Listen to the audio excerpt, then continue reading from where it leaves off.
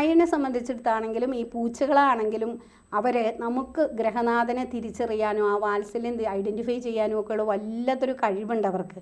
അത് അക്വേറിയത്തിലെ മീനുകൾക്ക് പോലും അറിയാം, നമ്മൾ ചെല്ലുമ്പോൾ അറിയാം അവർക്ക് ആരാണ് എന്താണ് എല്ലാ വിവരവും ഉണ്ട് അവർക്ക്. അപ്പോൾ അത്രയുമായിട്ടുള്ള അവർക്ക് നമ്മുടെ ദുരിതങ്ങൾ പിടിക്കാനുള്ള ഒരു കഴിവും കൂടിയുണ്ട്. ഇപ്പം നമ്മളുടെ വീട്ടിലെ ഗ്രഹനാഥൻ അല്ലെങ്കിൽ എന്നും തീറ്റ കൊടുക്കുന്ന ആൾ, വേണ്ടപ്പെട്ട ഒരാൾ, അയാളുടെ എനർജി അവർക്ക് അറിയാൻ പറ്റും. അപ്പോൾ അയാൾക്ക് എന്തെങ്കിലും അസുഖം വരാൻ പോകുന്നു, അയാൾക്ക് എന്തെങ്കിലും ആപത്ത് വരാൻ പോകുന്നു, അങ്ങനെയുള്ള സന്ദർഭങ്ങളിൽ ഈ പട്ടിയായാലും പൂച്ചയായാലും അസ്വസ്ഥരാകുന്നത്, വല്ലാതെ അസ്വസ്ഥരാകും.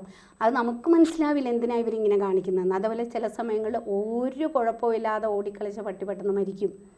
അപ്പോൾ അതൊക്കെ നമുക്ക് വരേണ്ട ആ നെഗറ്റീവ് എനർജിയെ അവരിലേക്ക് ആവാഹിച്ച് അവർ സ്വയം ഇല്ലാതെയായി തീരുന്നതാണ്. അപ്പോൾ അതൊക്കെ തീർച്ചയായിട്ടും നമ്മുടെ ഗ്രഹനാഥൻ നഷ്ടപ്പെട്ടു പോലെ നമ്മളുടെ ആയുസ്സിന് പകരം മറ്റൊന്ന് പോകുന്നു എന്നുള്ള സങ്കടമാണ്. എന്നാൽ പോലും അതിനെ തടുക്കാനൊരു ഉപാധി എന്ന നിലയിൽ അസ്ട്രോളജിക്കൽ പരമായിട്ട് ഒരുപാട് ഇമ്പോർട്ടൻസ് ഈ പെറ്റ്സിനെ വളർത്തുന്നത്, അവരെ പരിപാലിക്കുന്നത്, അവരുടെ കാര്യങ്ങൾ വെറുതെ ഒരു നേർച്ച പോലെ അല്ലാതെ സ്നേഹമാണല്ലോ ദൈവം.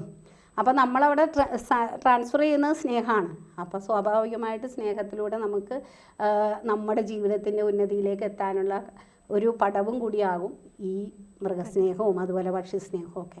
എല്ലാവരും അത് വിലപിടിപ്പുള്ള കല്ലുകൾ തിരഞ്ഞെടുക്കാനും അല്ല വിലപിടിപ്പുള്ള പൂജകളൊക്കെ ചെയ്യാനും അങ്ങനെയൊക്കെ സമയം കണ്ടെത്തുന്നതിന് പകരം അത് നമുക്ക് മാനസികോല്ലാസം തരുന്നു, ഒരു ജീവിയോടുള്ള സ്നേഹമാണ്, കാരുണ്യമാണ്.